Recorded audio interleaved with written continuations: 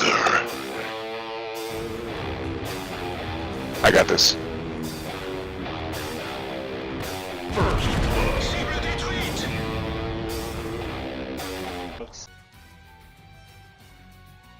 Hey folks, this is ioEther, and we're back with some more World of Tanks. So as you can see, this is Ninja in his UDES 03. This is obviously a tier 8 game on Fiery Assailant. That's not fiery, because I have a horrible time trying to pronounce Profkorovka, or whatever it's called. So I don't, probably not going to bother trying anymore. It's just not worth looking silly over, right? Anyways, it's a good thing I didn't say it right. Or driven people crazy with my ability to not pronounce Profkorovka. Whatever, you know. Anyways, now that I'm stopped. Oop, that was the wrong button. Now that I'm done messing around. Before we get started, thank you all for joining. Please hit the like button if you enjoy this, of course. Please also tell your friends and visit my Patreon page if you want to support the channel. So this is a tier 9 game technically, but really it's a tier 8 game because there's only one tier 9 per team. It's not a standard game, so we're not going to be looking at the standard tactics. Nice job. Look at this thing just barely peeking over that ridge. That T3 has no idea where he's getting hit from. And he's going to get hit twice before he even is able to do anything about it. This is a beautiful position for this tank to be in. And now I really want to get myself to this tank so I can do similar things. T30 looks like he got hit by artillery. I don't know anything else that is big enough to do that much damage to a T30 that quickly. So Ninja is assuming he's over the ridgeline. I don't know if he was or not, but I think he was. I don't see a splash mark, so he obviously fired over the ridgeline, but did not in fact connect with his target.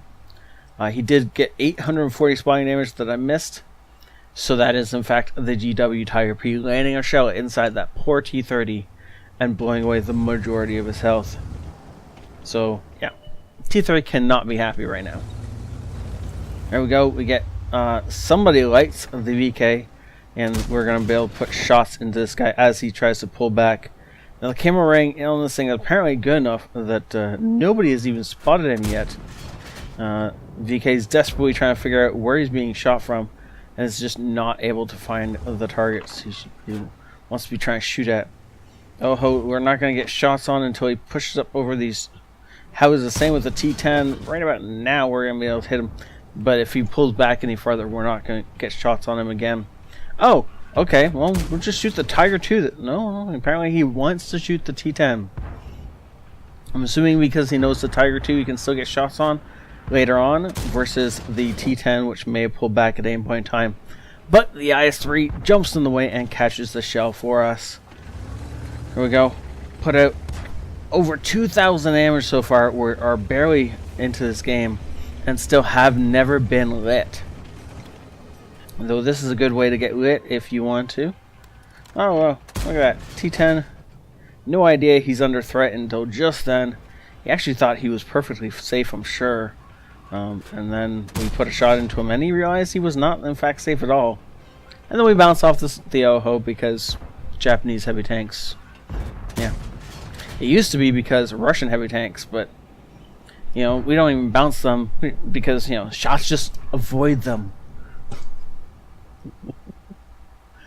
Can we get a bead on something that we can pen? Looks like nope, as we either missed or I didn't see the bounce marker off of the OHO. You should be able to get a shot into the side, but instead he's aiming for the side of that turret. I don't recommend that. If you can shoot the OHO in the side, you will pen every time versus penning most of the time when shooting its turret. Its turret has the same armor all the way around, whereas the flanks of this vehicle is extremely easy to pen. You might even be able to pen it with some HEs. IS-3 though is just sitting out there in the open, not moving, so we might as well punish him for that mistake. As he apparently still believes he's in cover, even though he's being shot obviously from the flank. Must not have been paying much attention.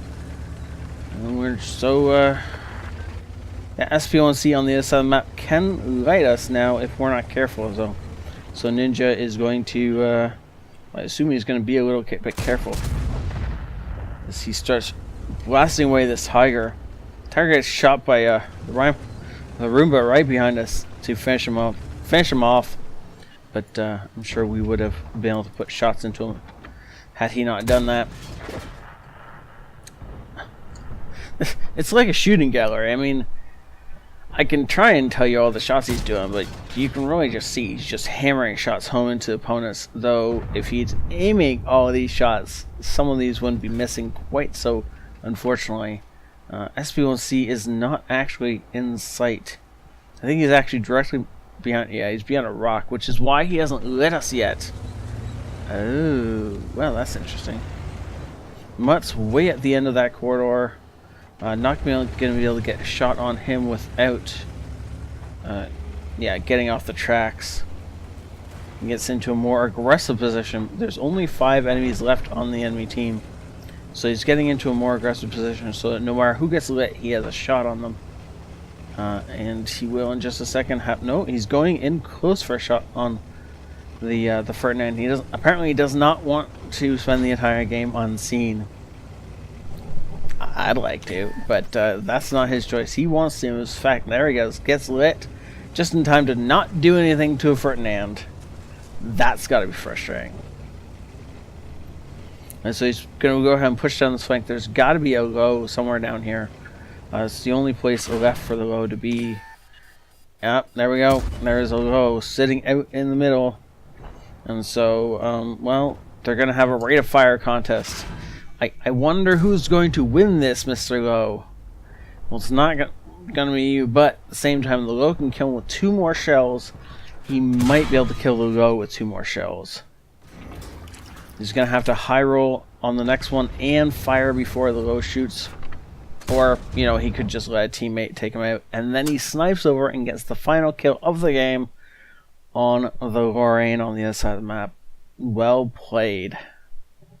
Good game. Mastery Badge, Ace Tanker, Spotter, Bruiser, and Fire for Effect. Well played, Ninja. He, of course, picks up the Confederate and the High Caliber. I was going to say Top Gun.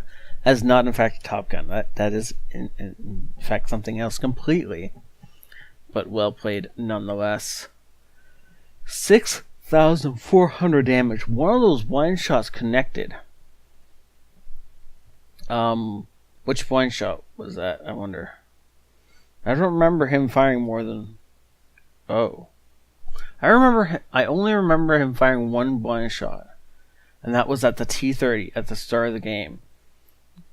Can somebody correct me if I'm wrong? I'm fairly certain he didn't hit the T30. I think he actually hit... Wait, we can check that, can't we? Did he fire 2 into the Lorraine? No? Who did he hit?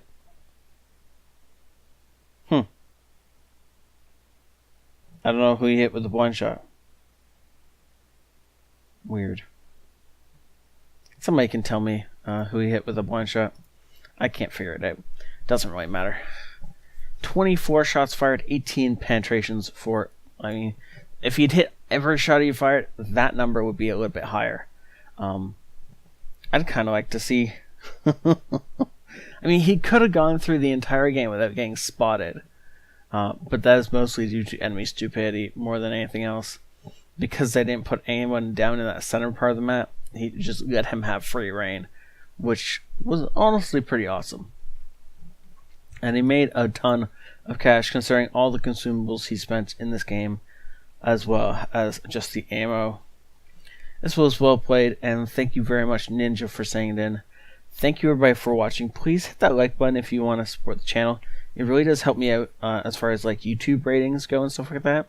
And of course, if you enjoyed this, also if you want to support the channel, you can tell other people about it. The fastest way for this channel to grow is for you guys to tell all your friends, and for them to tell all their friends, and stuff like that. And that's the way to get the best people into the channel. Then we get to see the best kind of games, right? And of course, you can head on over to Patreon and support me that way. And that is where we fund the next feature game, which will be decided by the Patrons once we hit a certain threshold. If you want to be a part of that, though, it will cost you $1, because that's the lowest number I can put in there. So, have a great night. This is ioEther out.